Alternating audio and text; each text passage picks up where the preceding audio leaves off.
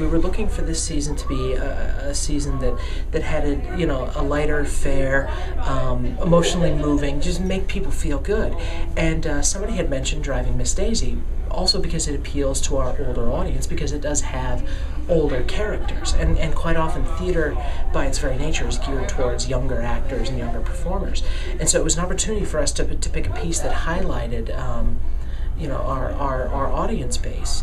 And so we thought, yeah, this is a good name, it'll sell some tickets. And then I sat down and started reading the script, because I'd never actually read the script itself. I'd seen the film, adored the film, and by the time I'd finished reading the script, I fell in love with it as a piece of theater, and said, this is the perfect piece to do in this day and age, because it is about seeing past those superficial differences and creating a real and lasting friendship between these two people that you can't help but root for. They're just such wonderfully drawn characters, and they're not perfect people.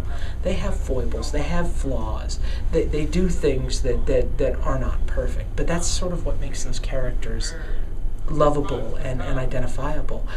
We've all known Miss Daisy at some point in our life, and we've all known people like Hoke, the chauffeur, and her son Booley. I mean, we know and identify with these people, and so once I sat down and read the script, and I came back and said, yeah, we've got to do this play. It's a beautiful piece of theater. How much does he pay you? That between me and him, Miss Daisy.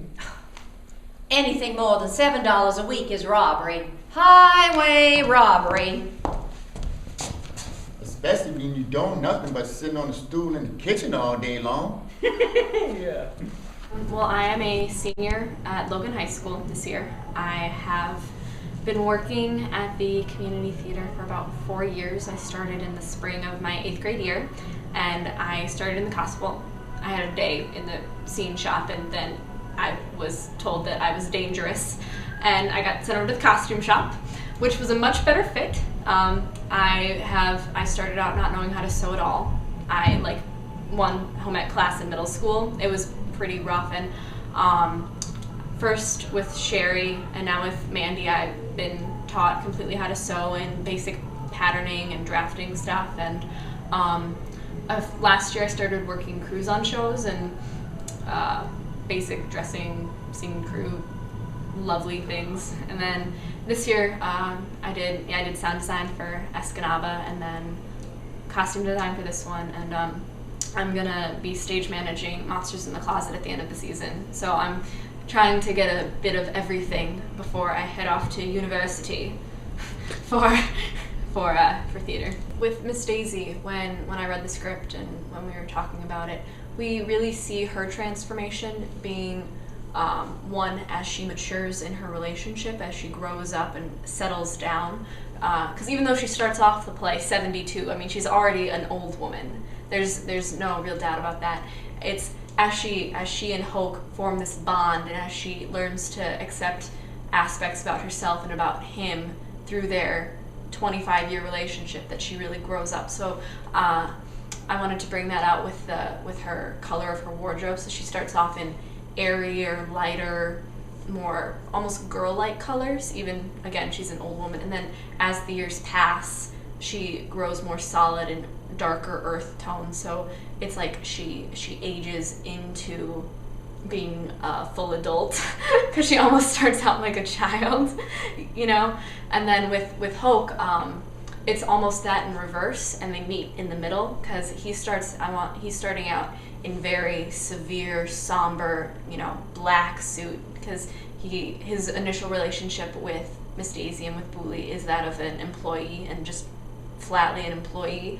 And then as he becomes more an integral part of the family, and when he and Daisy grow closer together, it's almost like he loosens up, and he can move away from that severe black suit, black tie, and into more browns and more earth tones. And so then by the end, Daisy and Hoke have kind of joined one another in this solid, grown-up, dark earth, strong color. I collect movie tickets. It's something I've done for years, and I've had many people ask me, including my wife, why do you do that? It's cluttered, it's It's kind of wasteful. Why? Well, I'll tell you why.